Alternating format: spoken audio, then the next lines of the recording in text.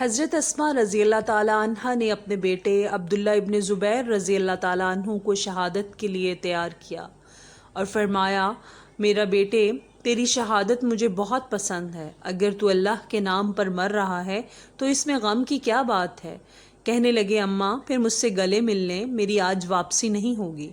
جب گلے ملنے لگے تو ان کی والدہ نابینا ہو چکی تھیں۔ جب ہاتھ گلے کو لگایا تو دیکھا حضرت عبداللہ نے زرہ پہنی ہوئی ہے۔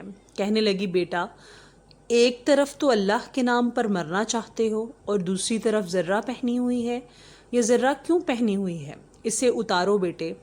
بیٹے نے کہا، اے میری ماں، مجھے یہ ڈر ہے کہیں میری لاش کی بے حرمتی نہ کر دیں، اس لیے میں نے زرہ پہنی ہوئی ہے۔ فرمایا، اے میرے جگر کے ٹکڑے، سن، جب بکری ذبح ہوتی ہے پھر اس کی کھال کھینچو، اس کے ٹکڑے کرو، اس کی کیا پرواہ؟